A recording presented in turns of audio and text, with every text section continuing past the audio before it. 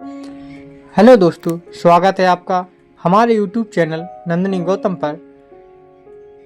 तो हमारा आज का अंतिम भाग है जनक नंदिनी सीता के जन्म की कहानी। ये हमारा 14वां पात्र है।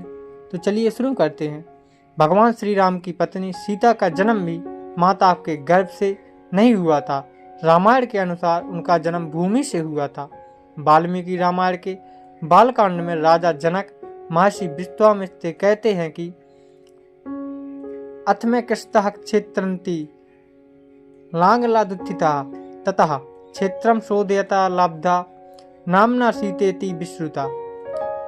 अर्थात एक दिन में यज्ञ के लिए भूमि शोधन करते समय खेत में हल चला रहा था। उसी समय हल के अग्रभाग से जोती गई भूमि से एक कन्या प्रकट हुई। सीता से उत्पन्न होने के कारण उनका नाम सीता रखा गया।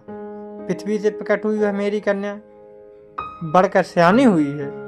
अगला पात्र है 15वां मनु और शत्रुपा के जन्म की कहानी। धर्म ग्रंथों के अनुसार मनु और शत्रुपा सृष्टि के प्रथम मानव माने जाते हैं। इन्हीं से मानव जाति का आरंभ हुआ।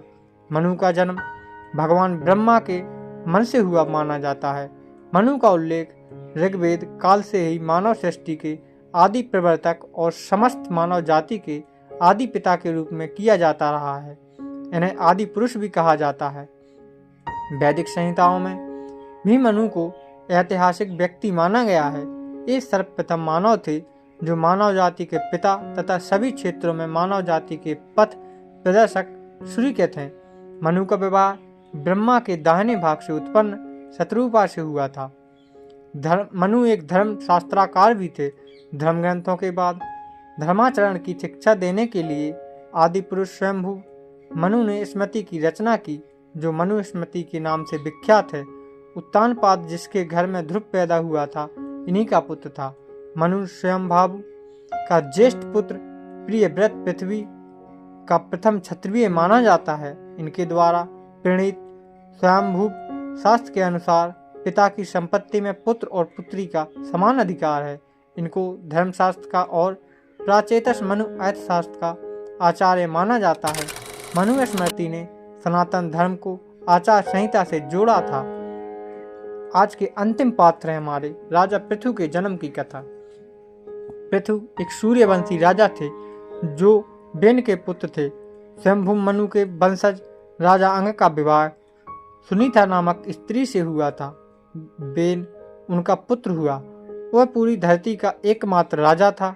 सिंहासन पर बैठते ही उसने यज्ञ कर्मादि बंद कर दिए। तब ऋषियों ने मंत्रपूत कुशों से उसे मार डाला, लेकिन सुनीता ने अपने पुत्र का शव संभाल कर रखा।